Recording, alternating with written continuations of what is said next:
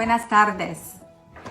Aquí estamos de nuevo con el libro de Hechos. Continuamos nuestra aventura a través de lo que ocurrió con los primeros discípulos de Cristo. Justo después que Jesús subió al cielo, sus discípulos recibieron el Espíritu Santo y predicaron la palabra. Y es tan importante que estemos, a la vez que nos escucháis, que podáis también estar leyendo vuestras Biblias, porque la palabra de Dios, como siempre os digo, es un libro vivo que habla a, quiero decir cualquiera, no como una mala palabra, pero a todos, a todos que queramos llegar a conocer a Dios a través de la Biblia. Pues la Biblia va a mostrar quién es Dios para nosotros. Es un libro vivo. Que me gusta la frase de que alguien dijo, no sé quién, pero lo escuché de ti, que la Biblia es el único libro que leemos en la presencia de su autor. Así que cuando estamos leyendo la Biblia, el Espíritu Santo de Dios está a nuestro lado mostrando las verdades de la Biblia para que nosotros podamos conocer a Dios y lo que conocemos de Dios aplicar en nuestras vidas. Es un libro vivo que transforma nuestras vidas. Y hoy estamos continuando con la aventura de Pablo. Hoy está en Éfeso. Y vamos a estar aquí leyendo un poquito y hablando un poco sobre. Y esto estamos en Hechos, si quieres acompañar, Hechos 19. Hola a todos. Pues en Hechos 19 es un capítulo muy emocionante. Pablo está en Éfeso, ya había empezado su tercer viaje misionero y él llega a Éfeso. Interesante de que él quería, nos recordamos, quería ir antes y ahora pues puede volver. Pues pasó por ahí brevemente pues el final de su segundo viaje y pues que ahora pues él va y luego vamos a ver que luego se queda pues totalmente pues mucho tiempo, un par de años ahí ministrando, evangelizando, entrenando líderes. Pero vamos a ver aquí en esa primera parte, es muy interesante. Vamos empezando leyendo versículo 1 de capítulo 19 y luego pues si Dios mediante llegaremos a los primeros 21 versículos. Aconteció que entre tanto que Apolos estaba en Corinto, Pablo, después de recorrer las regiones superiores, vino a Éfeso y hallando a ciertos discípulos. Nos recordamos que al final del segundo viaje había parado con Priscila y Aquila en Éfeso y habían predicado y pues el inicio de una iglesia. Pablo no se quedó mucho tiempo ahí porque tenía que ir a Jerusalén para hacer la ofrenda de su voto nazareno. Sin embargo, Priscila y Aquila se quedaron ahí pues con el discipulado de los nuevos creyentes. Entonces nos podemos asumir que ya en Éfeso había un grupo, no sabemos, 50, 100 personas, normalmente no tenemos idea, de una iglesia nueva y joven, así. Y luego Pablo en esa vez, él vuelve a Éfeso en el principio de su tercer viaje misionero y encuentra un grupo de ciertos discípulos. Luego Lucas nos cuenta que son 12, un grupo de 12 que parece que puede que eran parte de esta iglesia original que se fundó, o si eran parte, pero no debemos entender de que no eran toda como la iglesia, una parte de la iglesia quizás así. Y Pablo les preguntó, les dijo, ¿recibisteis el Espíritu Santo cuando creísteis? Y ellos le dijeron, ni siquiera hemos oído si hay Espíritu Santo. Ahora, ese primer pasaje de capítulo 9, 19, pues ha sido, pues hay una variedad de interpretaciones. Y no tenemos el tiempo, sino vamos a compartir lo que queremos nosotros, lo que está diciendo, con todo respeto pues a lo que otros los dicen, ¿no? Pero en primer lugar nos parece muy curioso porque es casi la única vez en toda la escritura que Pablo les pregunta, ¿recibisteis el Espíritu Santo cuando creísteis? No hay otros lugares donde de eso, ¿no? Entonces parece un argumento de silencio, podría decir, de que había algo en ese grupo de 12 de, no sé, cosas que decían o algo en su comportamiento, no sabemos. Alguna enseñanza que estaban dando. Pero le provocó a Pablo preguntar, oye, ¿habéis recibido del Espíritu Santo cuando creísteis? Que según la Escritura, que cuando una persona viene a Jesucristo, cuando lo recibe como Señor y Salvador, recibe al Espíritu Santo, recibe lo que es la tercera persona de la Trinidad, ¿no? O sea, Pablo dijo en otra ocasión, nadie llame a Jesús Señor, sino por el Espíritu. Entonces, el proceso normal es que cuando una persona pone su fe en Cristo, recibe a Jesús, recibe al Espíritu Santo y es sellado y señal de que es hijo de Dios. Ahora, también la Biblia habla de la necesidad de ser lleno del Espíritu Santo. También podría ser, esto es también especulación mía, podría ser que ellos eran personas que simpatizantes con el mensaje de Juan, a punto de que esto es maravilloso, me gusta y me gusta, pero no habían tomado un paso de entrega total de sus vidas y también con falta de información, porque no tenían la información del Espíritu Santo, estaban totalmente perdidos. Te querían, pero no sabían cómo. Yo creo que puede ser que haya pasado esto, que la verdad no tenían a Cristo todavía. Y esto haciendo una pequeña aplicación, ¿no? Para nosotros, que es posible ser simpatizante de la palabra, de la Biblia. Digo, me gusta mucho, pero no tomar el paso de seguir a Cristo. Y esto es muy triste, porque tan cerca pero tan lejos, porque dicen que muchas personas no estarán en el cielo van a fallar de llegar por 45 centímetros. ¿Qué quiere decir? Desde el cerebro hasta el corazón. Esta es la distancia. Saber en nuestra mente es importante. Tenemos un cerebro Dios nos ha dado por una razón, para utilizarlo. Pero la información que recibimos en nuestro cerebro tiene que bajar al corazón y tiene que ser verdadero en nuestro corazón. Entonces, quizás pueda haber sido esto, ¿no? Pues sigamos con el texto, que dice que ni siquiera hemos huido hacia el Espíritu Santo. Pero estamos pensando, ¿qué es lo que estaba pensando Pablo cuando... vaya. Entonces dijo, ¿en qué pues fuisteis bautizados? Ellos dijeron, en el bautismo de Juan. Dijo Pablo, Juan bautizó con bautismo de arrepentimiento, diciendo al pueblo que creyesen en aquel que vendría después de él, eso es, en Jesús el Cristo. Ahora bien, es posible que este grupo de 12, es posible de que algunos discípulos de Juan, sabemos que algunos le dejaron a Juan para ser discípulos de Jesús, pero otros seguían con Juan y es posible de que algunos, hasta que después que Juan fue martirizado en la cárcel, que ellos seguían este ministerio de predicación acerca del Mesías venidero, y es posible de que esto llegó hasta esa parte de Turquía, Asia Menor, donde estaban, no sabemos.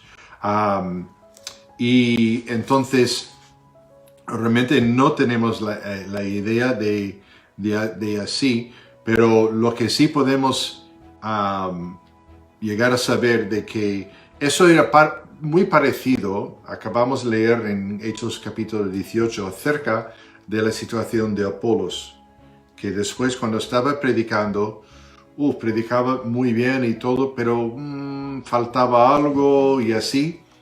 Y luego sabemos que Aquila y Priscila le llamaron aparte para explicarles así. Puede ser casi muy parecido a la situación así. Ellos pudieron haber recibido, ese grupo de 12, haber recibido el bautismo de Juan de las manos del mismo Juan, o tal vez de alguno de los discípulos de Juan que continuaron en su ministerio después de la muerte de Juan, no sabemos. Pablo señala que el bautismo de Juan era uno de arrepentimiento y la espera del Mesías venidero, no necesariamente de fe para salvación. De nuevo, no sabemos el 100% si ese grupo de 12 si eran creyentes de verdad o no. Por una parte fueron llamados discípulos, que eso es siempre que pues, se atribuye a creyentes en Jesús. No sabemos realmente exactamente. Entonces, parece que en realidad no parecía de que hubieran escuchado que el Mesías ya había venido, ni tampoco habían oído de la necesidad de creer en él, en su persona, en su obra. Estaban ya listos, preparados, con ganas, Pero no sabían. y así, porque nos dice en el siguiente versículo, cuando oyeron esto, fueron bautizados en el nombre del Señor Jesús. El bautismo del Señor Jesús es el bautismo que se menciona en Mateo 28, cuando Jesús dijo, ir y predicar, bautizándoles en el nombre del Padre y el Hijo y del Espíritu Santo. Eso en el Dios triuno, Padre, Hijo y Espíritu. Ese es se refiere aquí, no hay otro bautismo en el nombre de Jesús. No, el bautismo de Jesús es en el Padre, el Hijo y el Espíritu Santo. Y habiéndose puesto Pablo las manos, vino sobre él el Espíritu Santo y hablaban en lenguas y profetizaban.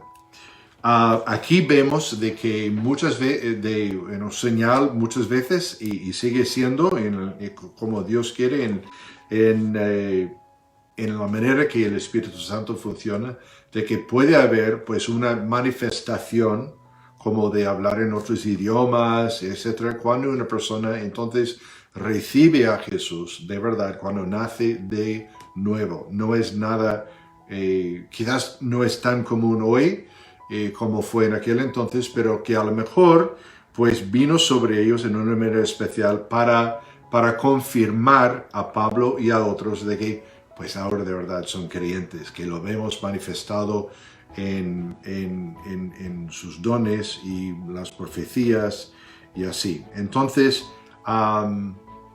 de nuevo digo de que esto es un pasaje y creo que podemos concluir de que estos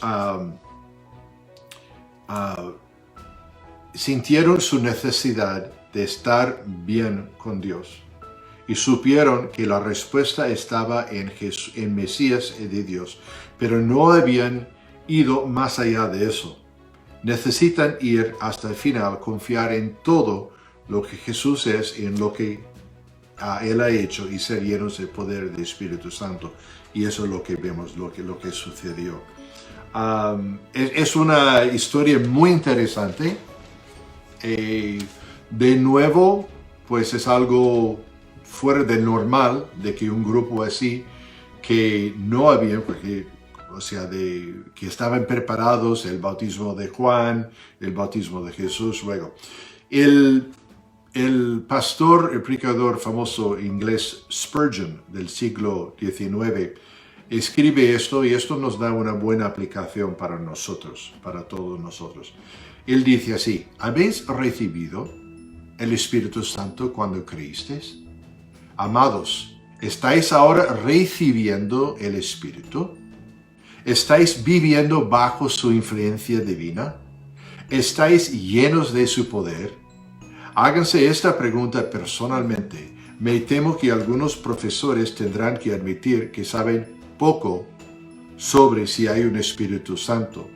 Y otros tendrán que confesar que, aunque han disfrutado un poco de su obra de salvación, no conocen mucho de su influencia ennoblecedora y santificadora. Eso. Así que, bueno.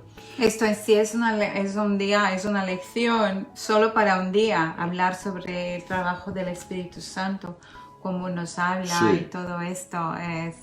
Eso lo dejamos para otra serie. Otra serie. Ahora bien, seguimos versículo 8.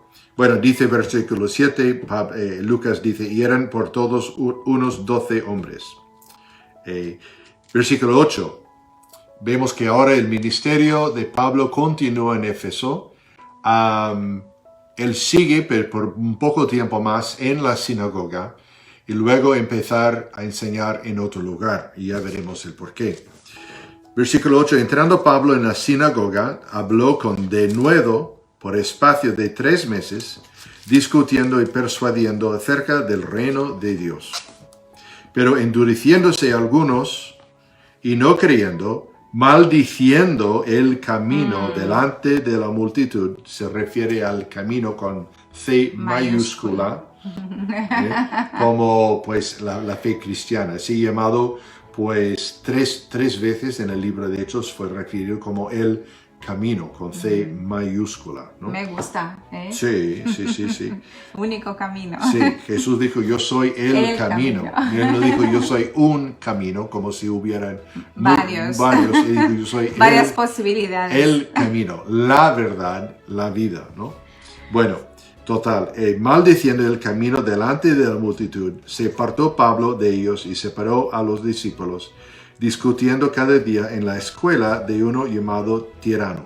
Ahora, pues sí, al final, pues ya en la sinagoga estuvo ahí 3 meses, que es notable, ¿no? Y luego al final la gente que no quería escuchar, dijo, basta, ya está, y entonces se fue. Pero aquí el Espíritu Santo le dirigió pues a este lugar, esta escuela, de uno que se llama Tirano. Y versículo 10, y así continuó por espacio de 2 años, de manera que todos los que habitaban en Asia, judíos y griegos, oyeron la palabra del Señor Jesús. ¡Wow! Eso es impresionante. Pues estaban ahí pues todos los días, o sea, enseñando, predicando, pero ¿será que Pablo desde aquí vemos algo, un argumento por deducción de que dice que y todo Asia escuchó la palabra del Señor? No es que Pablo fue a todo el tiempo, pero discípulos fueron entrenados, preparados, entrenados, equipados para luego salir. Entonces no tenemos, Lucas no nos da los detalles, pero se imagina de que muchos, pues muchos no sabemos cuántos, quisiera saber, muchos se fueron ahí, una multitud de evangelistas, se fueron de Éfeso y empezaron otras iglesias hasta toda la provincia de Asia hoy en día, que sea Turquía y alrededores de eso. Entonces es algo notable, una explosión y Pablo aquí nos da un muy buen ejemplo. Versículo 11, y hacía Dios milagros extraordinarios por mano de Pablo. Vemos aquí la palabra extraordinarios. Un milagro nosotros vivimos, pues es extraordinario. Normalmente en los ojos de Dios, un milagro, esas son cosas naturales. Pero aquí hasta la Escritura nos dice milagros extraordinarios. ¿Qué quiere decir eso? Que quizás eran milagros que sucedían en ese tiempo, en ese lugar de Éfeso, y quizás no ahora tanto en otros lugares. No sé, pero dice extraordinarios. Vamos a ver por qué decimos eso. De tal manera que aún se llevaban a los enfermos los paños o delantales de su cuerpo, de Pablo, y las enfermedades se iban de ellos y los espíritus malos salían. Esto sí es interesante. En realidad no sabemos cómo funcionó esto. Así.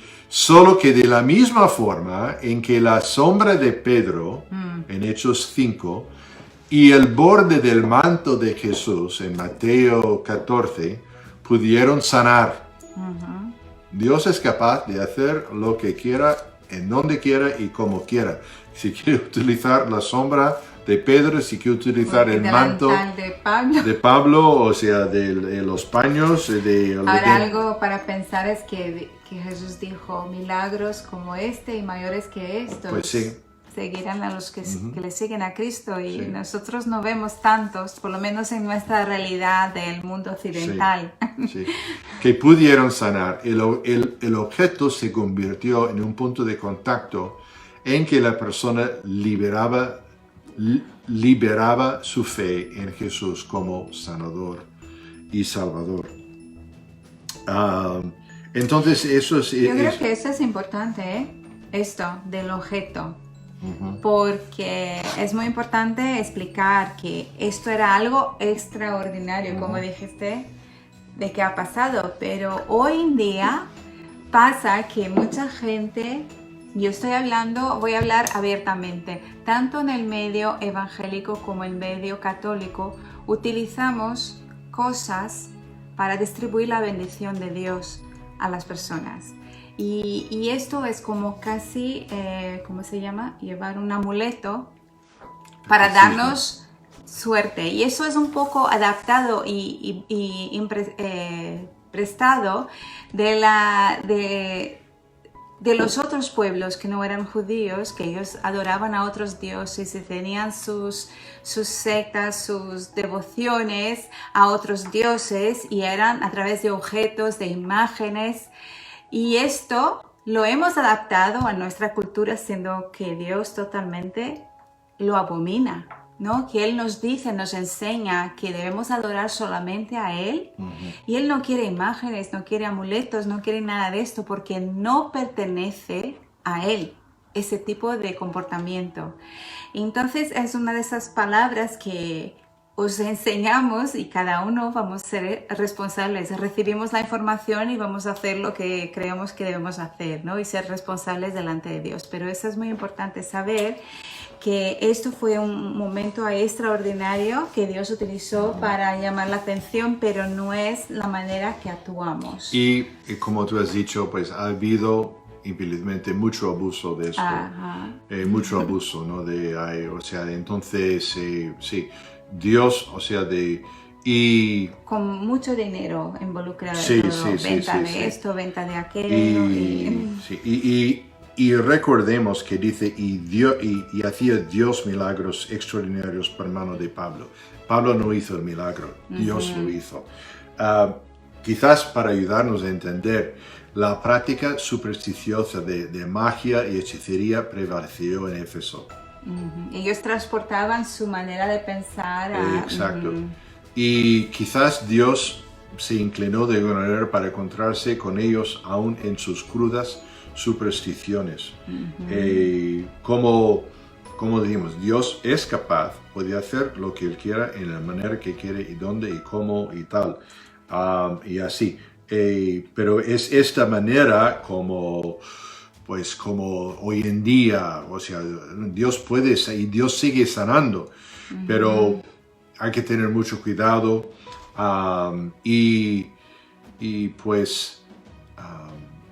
como dijo cierto comentarista, note que esos eran milagros inusuales, no debemos esperar que Dios continúe utilizando este método para traer sanidad. A Dios parece gustarle hacer las cosas de maneras nuevas y diferentes. Eso vemos en el libro de Hechos 3. Por lo tanto, recibimos todo lo que se ha comprobado que es de la mano de Dios. Pero buscamos solo aquello de lo cual tenemos un modelo bíblico. Eso muy importante. Eso me gusta mucho, ¿eh? Sí. Y de nuevo que fue Dios que hizo esos milagros, no Pablo. Pero recibimos todo lo que se ha comprobado que es de la mano de Dios, pero buscamos solo aquello de lo cual tenemos un modelo bíblico, ¿no? Eso está muy bien. Bueno, la siguiente parte, que vemos ese capítulo está lleno de cosas y preparados para otra historia escalofriante. Entonces, pero algunos de los judíos, exorcistas ambulantes, intentaron invocar el nombre del Señor Jesús sobre los que tenían espíritus malos, diciendo, os conjuro por Jesús, el que predica Pablo. no que predica ellos, el que predica Pablo. Había 7 hijos de un tal Esceva, judío, jefe de los sacerdotes, que hacían esto. Si podemos imaginar un grupo de 7 jóvenes, quizás, yo no sé, de chavales de 15 a 20 años, no sabemos, y intentando, no era raro, no era incomún de ver esto. Había grupos de exorcistas ambulantes, practicaban su oficio con mucha superstición y ceremonia. Y aquí ese grupo intentaron imitar lo que creyeron que era la fórmula de Pablo para el éxito, porque Pablo sí lo había hecho, había reprendido, pues había echado fuera, o sea, en nombre de Jesús, ¿no? Y entonces, pero respondiendo, aquí es muy interesante, pero respondiendo el espíritu malo, dijo, a Jesús conozco y sé quién es Pablo, pero vosotros, ¿quiénes sois? Hasta me hace gracia, la verdad. Y el hombre en quien estaba el espíritu malo, saltando sobre ellos y dominándolos, pudo más que ellos, de tal manera que huyeron de aquella casa desnudos y heridos. Es algo muy serio, ¿no? Y no se puede jugar con esto, No. especialmente con el nombre de Jesús. Y aquí estaban faltando al respeto quizás por ignorancia también, por no saberlo. Y no sabían de que estaban hablando con el Dios verdadero o sobre el Dios verdadero, ¿no? No Pues estaban sí. hablando sobre... Ellos cualquier otro. fracasaron porque no tenían una relación personal con Jesús. Claro. Habían oído a Jesús, intentaron que pudieran por haberle invocado su nombre, pero no. Si no conoces a Jesús... El poder, el Espíritu Santo no está en ti y no está. puedes. No. Exacto. Entonces, ellos ni tenían poder para utilizar, ni tenían derecho de utilizar el nombre de Jesús porque no tenían una conexión personal con Él. Y entonces, y aquí es muy interesante que dice, y versículo 17, y esto fue notorio que a todos los que habitaban en Éfeso, así judíos como griegos, y tuvieron temor todos ellos, y era magnificado el nombre del Señor Jesús. Y muchos de los que habían creído venían confesando y dando cuenta de sus hechos. Ahora, sabemos en el relato de Jesús de que cuando una persona está poseído por espíritus malos, ¿no? Pues nos recordamos la historia del hombre que estuvo pues en el cementerio, que Jesús fue y dice que la gente pues le ponían cadenas, pero rompió las cadenas, ¿no? De que el diablo es muy fuerte, o sea, de personas que... Entonces no nos sorprende de que este hombre Pudo más pudo, o sea, dio bofetadas a estos chicos, que esos salieron chicos, ¿no? desnudos y Uno todo. contra 7, pero no, Sí. uno pues no, era nada, y ellos salieron, o sea, Y eso es una cosa también muy interesante que debemos enfocar, que el diablo sí que existe, sí. sus demonios existen. Es que a veces Efectivamente. no queremos hablar de ello, o digo, no, esas cosas para ignorantes, ¿no? Pues justamente esto es una de sus estrategias, que Sí, nosotros le ignoremos. Sí. Porque mientras le estamos ignorando, ¿qué pasa? Él tiene pleno a la libertad de hacer lo que sea en contra con nosotros o en contra de las personas. Entonces, una estrategia que nosotros le ignoremos o que pensemos que no existe, porque mientras tanto él tiene plena libertad. Así que tenemos que estar conscientes de que existe una batalla espiritual, que no la vemos, pero existe. Y es cada batalla, cada vida, hay una batalla por cada vida. Que Jesús te está llamando, llama a las personas y a la vez el diablo te pone duda. No, esto es locura. ¿Qué va de leer la Biblia? La Biblia es un libro vivo. Que esto no puede ser. Y esto es la estrategia del diablo, de poner esos pensamientos que a la vez, a lo mejor uno puede pensar, digo, no, soy yo misma que estoy pensando eso. No. Es el diablo que está metiendo semillas en tu mente. Así que apartarte de ello, la Biblia dice que si resistimos al diablo, él se aparta de nosotros, y leer la Biblia y saber que Dios quiere hablar contigo y no escuches esas mentiras. Podemos decir que los hijos de Esteban no tenían derecho a usar el nombre de Jesús porque no tenían una conexión personal real con Él. En el mismo patrón hay muchas personas, muchos que asisten a la iglesia, que perecerán en el infierno porque no tienen una relación personal con Cristo Jesús. Wow, qué duro esto, ¿no? Sí, muy duro. Solo conocen al Jesús que el pastor predica o al Jesús en que mi cónyuge cree en vez del Jesús de su propia salvación. Así, fijémonos muy bien de este pasaje, ¿no? Sigamos leyendo, porque el tiempo se va. Versículo 18. Y muchos de los que se habían creído venían y confesando y dando cuenta de sus hechos. Ahora, empezando aquí, recordemos que Éfeso era un centro de mucha superstición, era un centro, una fortaleza de Satanás. Había todo tipo de hechicerías, toda actividad demoníaca, y así era un centro, así, bueno, era el lugar de tinieblas, de tinieblas, de arte, un templo, pues al Artemis, que fue la diosa de fertilidad. Era todo tipo de idolatría, todo un lugar espiritualmente oscuro, totalmente. Pero ya vemos aquí lo que sucede. Cuando Dios viene y cuando el Espíritu invade, y muchos de los que habían creído venían confesando y dando cuenta de sus hechos. Dije, estoy equivocado, mira lo que... No, pero ahí no, sí, pero ahí no pararon. La Biblia nos enseña de la necesidad de traer frutos de arrepentimiento. ¿Qué quiere decir esto?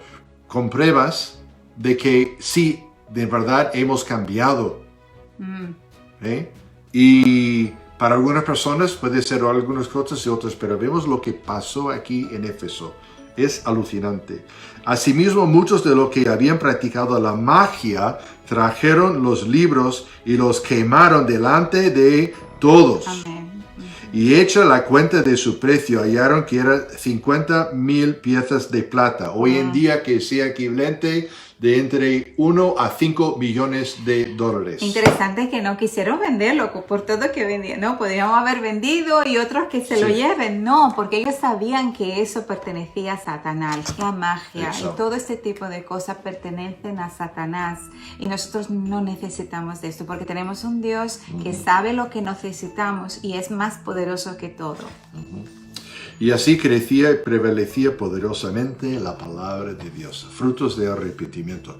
Los cristianos deben hacer esto también, deshaciéndonos de libros, imágenes, archivos de computadora quizás, estatuas, juegos, cualquier cosa que pueda tener una conexión con espíritus de las tinieblas.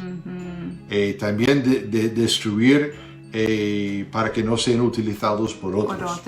Una historia de lo que sucedió con un poco de tiempo, pues a principios del siglo XX en Gales hubo un gran despertamiento entre el pueblo, sobre todo entre los mineros, entre los muchos trabajadores de fábricas en Gales. En un tiempo de miles y miles y miles de personas encontraron a Jesús. Era un gran despertamiento, avivamiento, una explosión espiritual. Y la historia nos dice lo siguiente. Y esto es fascinante, ¿no? Muy parecido a lo que sucedió en Éfeso. Por ejemplo, los mineros que en aquel tiempo pues tenían burros. Y bueno, su carácter, se puede imaginar el carácter de los mineros, su palabra y todo, pero cambió totalmente. Y por lo tanto, a lo largo de eso vieron que los burros ya no trabajaban como antes. ¿Y qué pasa con los burros? No, los burros estaban bien, pero es que los burros los solamente entendían palabrotas. De las muy pesadas. Y claro, muchos, casi una gran mayoría de los mineros se convirtieron, eran nuevas personas, se cambió su vocabulario. Sí. Y entonces ya utilizaban, oye, querido burrito, oye, ¿qué tal? ¿Cómo va? O sea, No lo en entendían vez de ya. llamarlos, qué sé yo, o sea, entonces tuvieron que entrenar de nuevo los burros porque no entendían las palabras, ¿no? Cambió su carácter, fruto del repetimiento. Entre los obreros de las fábricas sucedió lo siguiente, de que había mucho tiempo, bueno, un pequeño robo, o sea, de llevando esta herramienta a casa y tal, y tal, tal, tal. Bueno, se puede imaginar. Luego, ¿qué pasó? Entre los miles de trabajadores o sea, un despertamiento, o sea, ¿no? Se convirtieron. Y ellos se dieron cuenta, "Ah, he robado.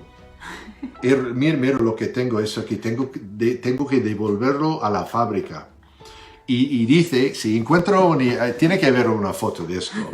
Sería fenomenal. Sí, pero bueno, dentro de pocos días, o sea, hay un monte grande encima de las fábricas, de varias fábricas. En la puerta, La enfrente. puerta de herramientas robadas que había sido.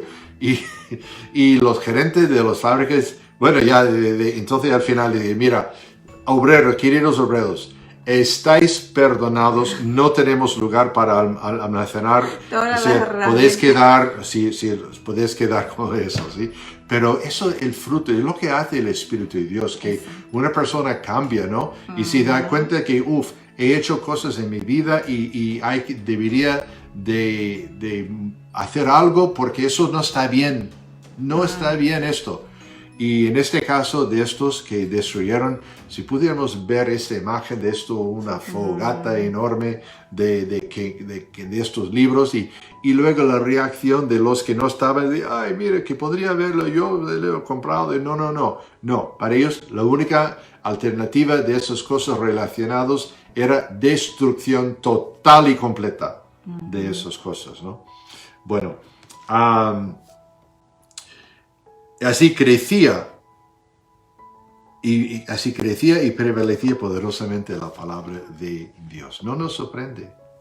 El pueblo no nos sorprende. Dios unge a un pueblo pues que está arrepentido, o sea, no nos sorprende.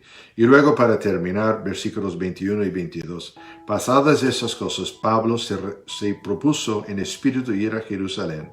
Y después de recorrer Macedonia y Acaya, diciendo, después que haya estado ahí, me será necesario ver también a Roma. Y enviando a Macedonia a dos de los que ayudaban, Timoteo y Erasto, él se quedó por algún tiempo en Asia.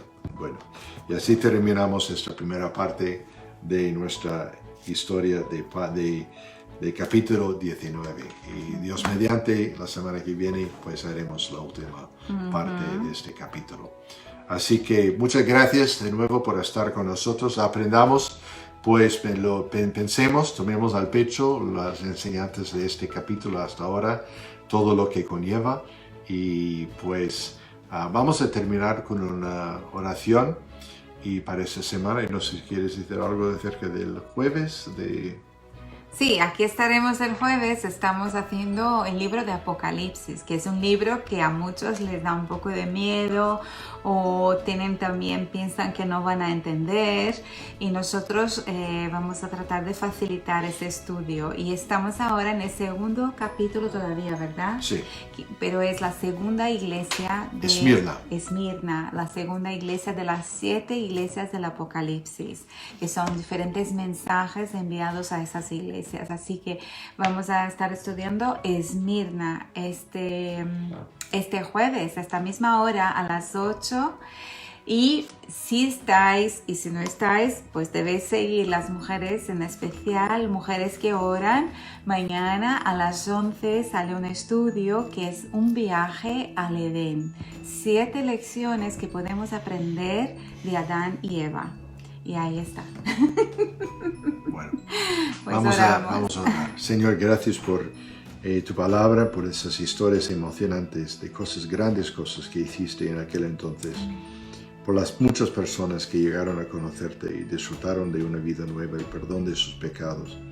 Y gracias porque continúas obrando de la misma manera, no cambias, eres el mismo Dios de ayer, hoy y para siempre.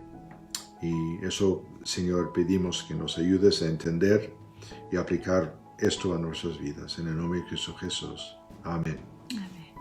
Gracias. Hasta luego. Gracias, nos vemos. A ver, que voy a...